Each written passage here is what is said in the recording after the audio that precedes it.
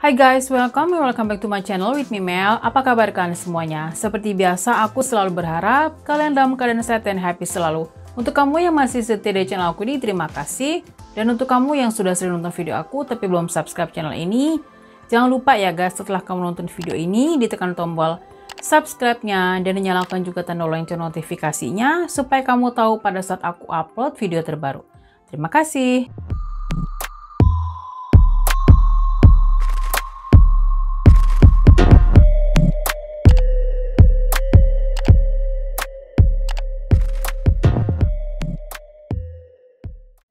Matthew Hoffman merupakan anak dari pasangan Robert dan Patricia Hoffman. Matthew besar di Warren area, Ohio. Pada tahun 1997, orang tua Matthew bercerai dan Matthew tinggal bersama ibunya. Pada masa remaja, Matthew termasuk anak yang suka buat masalah. Matthew pernah manjat genteng tetangga bersama dengan teman-temannya. Sebenarnya masalahnya hanya sebatas kenakalan remaja biasa dan tidak pernah berurusan dengan polisi. Di lingkungan tempat tinggal Matthew, mereka sering melihat Matthew sedih dan sering murung. Teman-teman sekolahnya juga berpendapat yang sama. Kalau Matthew sering terlihat tidak bahagia dan suka bertindak aneh dan tidak memiliki banyak teman, cenderung suka menyendiri. Kebiasaan menyendirinya terus berlanjut hingga dewasa. Malah Matthew sering tidur di luar, di hutan. Pada tahun 2000, Matthew pindah ke Colorado dan tinggal di resort ski Steamboat Springs, di tempat neneknya. Matthew bekerja sebagai tukang benerin ledeng. Seringnya bekerja sendiri, terutama pada saat ada panggilan. Bos Matthew juga melihat kalau Matthew ini aneh, sering menyendiri. Itulah guys sedikit latar belakangnya Matthew Hoffman. Tina Rose Herman, seorang single mom yang pada saat itu berusia 32 tahun. Tina tinggal bersama dengan dua anaknya dari hasil perkawinannya dengan Larry, yaitu Sarah Maynard berusia 13 tahun dan Cody Maynard berusia 10 tahun. Tina bekerja di Dairy Queen di Mount Vernon. Berawal pada tanggal 10 November 2010, manajer Dairy Queen di mana Tina bekerja menghubungi 911 dikarenakan Tina tidak masuk kerja dan Tina selama ini merupakan seorang pekerja keras dan tidak pernah absen. Jadi pada saat dia tidak masuk kerja, tentunya ada sesuatu yang terjadi.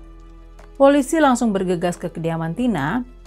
Polisi mengecek rumah Tina, tetapi tidak menemukan sesuatu yang mencurigakan. Hari berikutnya, seorang pria melaporkan kalau kekasihnya yang bernama Stephanie Sprang menghilang. Stephanie dan Tina tinggalnya berdekatan. Dan pada hari itu, Tina berencana akan pindah dari rumah kekasihnya, dan tetangganya yaitu Stephanie berencana akan membantu Tina. Jadi kejadian itu di tanggal 10 November 2010. Anak-anak Tina juga dilaporkan tidak datang ke sekolah di hari yang sama yaitu 10 November 2010. Mereka terakhir datang ke sekolah di hari Selasa. Jadi Tina ini bekerja shift sore ya guys. Setelah anak-anaknya pulang dari sekolah, Tina lalu berangkat kerja. Pada tanggal 11 November, tepatnya hari Kamis, polisi kembali mendapatkan telepon dari manajer Tina, yaitu manajer Dairy Queen, tempat di mana Tina bekerja. Kali ini manajer tersebut mengecek ke dalam kediaman Tina, sangat kaget apa yang ditemukannya, berupa ceceran darah di mana-mana. Pada saat polisi mengecek kediaman Tina, mereka menemukan ruangan yang terdapat ceceran darah, yaitu ruang tamu dan 2 kamar tidur. Di kamar mandi juga terdapat ceceran darah, tepatnya di bathtub. Polisi mengindikasikan kalau para korban dimutilasi di bathtub. Polisi juga menemukan ada jejak sepatu yang ada darahnya di lantai. Setelah dicocokkan, jejak sepatu itu cocok dengan sepatunya Sarah yang ditemukan di kamarnya Sarah. Kemungkinan Sarah masih hidup atau Sarah diculik sebagai tahanan pembunuh, atau Sarah terlibat akan pembunuhan tersebut. Polisi menduga kalau Sarah diculik dan dibawa oleh si pelaku. Polisi juga menemukan ada belanjaan grocery yang tergeletak di lantai dan bukti pembayaran yang masih tergeletak di meja. Nampaknya setelah Tina baru pulang belanja grocery, Tiba-tiba pembunuh datang menyerang serta membunuh Tina beserta anak-anaknya yang kemungkinan baru pulang sekolah. Dan juga tetangganya Tina yang pada saat itu ada di rumah Tina guna membantu Tina untuk pindahan, yaitu Stephanie. Polisi juga mendapati garasi rumah Tina banyak sekali ceceran darah.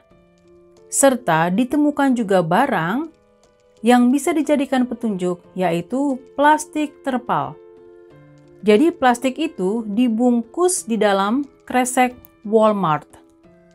Polisi langsung bergegas melakukan investigasi ke Walmart supermarket untuk melihat bukti CCTV dan bukti pembayaran yang bisa dijadikan petunjuk si pelaku ini. Jadi pelaku membeli terpal pada hari Rabu malam. Tampak terlihat di CCTV kasir, seorang pria melakukan pembayaran atas pembelian terpal dan barang lainnya. Pria tersebut menggunakan mobil Toyota Yaris. Investigasi juga dilakukan terhadap Greg, yaitu merupakan kekasihnya Tina. Hubungan Tina dengan kekasihnya memang kurang baik. Pada saat Greg diinterogasi, Greg mengakui kalau pada saat kejadian, Greg sedang bekerja. Jadi dia tidak tahu menahu. Pada hari Kamis, mobil Tina ditemukan sekitar 7 miles dari rumahnya. Tidak ada satupun orang di dalamnya. Sepertinya pelaku memindahkan para korban ke mobil lainnya dan meninggalkan mobil Tina di jalan tersebut. Polisi melakukan pengecekan terhadap semua dealer Toyota di daerah tersebut, hingga akhirnya polisi menemukan informasi siapa pemilik mobil itu. Adalah Matthew Hoffman. Matthew ini pernah dipenjara guys selama 6 tahun di Colorado. Tepatnya pada tanggal 2001 atas kasus perampokan. Dia merampok sebuah rumah dan membakarnya demi menghilangkan jejaknya. Akibat pembakaran rumah tersebut, api menyebar ke rumah-rumah lainnya yang menimbulkan kerugian sebesar jutaan dolar. Matthew pergi dengan mengendarai mobil curian. Setelah bebas, Matthew pindah ke Ohio bekerja sebagai tukang potong pohon. Pada tanggal 15 November di hari Rabu, polisi menggerebek kediaman Matthew yaitu di 49 Columbus Road, Mount Vernon. Keadaan di dalam rumahnya Matthew ini sangat mengerikan guys. Seisi rumahnya dipenuhi dengan daun. Tumpukan daunnya juga cukup tinggi ya.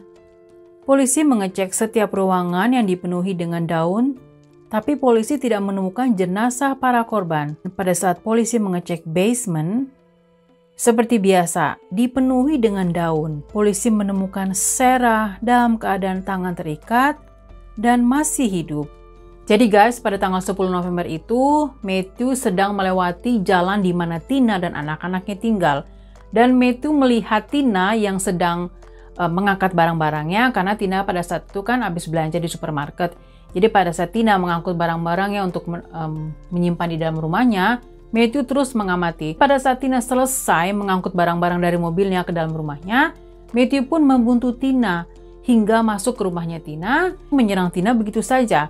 Kebetulan pada saat itu ada tetangganya Tina yang namanya Stephanie itu, karena kan Stephanie kan ingin membantu Tina untuk pindahan rumah ya. Dan Matthew pun ikut menyerang Stephanie. Anjingnya juga ikut menjadi korban serangan Matthew. Pada saat anak-anaknya pulang dari sekolah, Matthew pun langsung menunggu anak-anaknya di dalam rumah. Matthew tiba-tiba langsung menyerang Cody. Sarah langsung lari untuk menyelamatkan diri. Sarah masuk ke kamarnya. Sarah pun didapati oleh Matthew. Sarah diikat tangannya dan mulutnya juga dibekap. Sarah dibawa oleh Matthew ke rumahnya Matthew. Selama di rumahnya Matthew, Sarah ini hanya diberi makan sereal dan susu yang sudah basi. Matthew ini memang aneh ya. Jadi pas polisi mengecek isi kulkasnya, hanya ada tupai dan popsicles atau es mambo gitu deh. Matthew langsung ditangkap dan pada saat dilakukan interogasi, Matthew melakukan aksi tutup mulut. Dia tidak mau memberitahukan kejadian yang sebenarnya. Setelah berjam-jam masa pemeriksaan yang melelahkan, akhirnya Matthew mau memberitahukan kejadian yang sebenarnya. Pada saat kejadian, Matthew hanya melewati daerah di mana Tina tinggal, seperti yang aku bilang sebelumnya, hanya ingin merampok Tina yang pada saat itu baru pulang belanja. Karena Tina melakukan penyerangan, secara spontan Matthew langsung menikam Tina. Saat yang sama, Stephanie, tetangganya Tina, datang untuk membantu Tina pindahan. Stephanie kaget melihat Matthew membunuh Tina. Matthew secara spontan langsung membunuh Stephanie. Tidak lama kemudian, anak-anak Tina pulang sekolah. Mereka kaget dan itu membuat Matthew kalap dan panik, sehingga Matthew menikam Cody. Dan Sarah pun lari ke kamar. Jadi seperti yang aku bilang sebelumnya ya. Matthew mengidap dendrophilia, yaitu kelainan kejiwaan di mana seseorang memiliki ketertarikan seksual terhadap pohon-pohonan. Tetangga Matthew sering melihat Matthew memanjat pohon di kebun rumahnya. Mungkin karena pekerjaan Matthew sebagai tukang tebang pohon, membuat Matthew jatuh cinta kepada pohon. Tidak heran di rumahnya banyak sekali daun-daun yang itu membuat Matthew merasa puas. Matthew akhirnya memberitahukan di mana dia menyembunyikan mayat Tina, Stephanie, beserta Cody. Matthew membawa potongan tubuh Tina, Stephanie, dan Cody ke Kokosing Wildlife Area yang banyak terdapat pohon-pohon yang tinggi. Dia memasukkan potongan tubuh para korban yang sudah terbungkus plastik ke dalam sebuah pohon yang tinggi. Matthew didakwa dengan kasus pembunuhan, perampokan, penculikan, serta penyalahgunaan jenazah. Matthew dinyatakan bersalah dan dia dijatuhi hukuman penjara seumur hidup tanpa ada kemungkinan pembebasan bersyarat. Jadi pada dasarnya Matthew ini membunuh Tina dan tetangganya beserta anaknya memang secara randomly, jadi memang tidak direncanakan sebelumnya. Polisi juga tidak menemukan motif apa atas pembunuhan tersebut. Oke guys, itu tadi kasusnya Matthew Hoffman yang telah menghabisi Tina beserta anak dan tetangganya. Dan dia juga memiliki satu kelainan, yaitu dia merasakan puas kalau dia berhubungan dengan pohon. Gimana menurut kalian? Kalau kalian suka sama cerita ini, jangan lupa ditekan tombol like-nya. Bukan berarti menyukai apa yang sudah Matthew lakukan ya. Dan kalau kamu juga punya satu cerita atau kasus-kasus yang sekiranya menarik dan ingin aku bawain di channel aku ini, kalian boleh cantumkan di kolom komen ya. Terima kasih.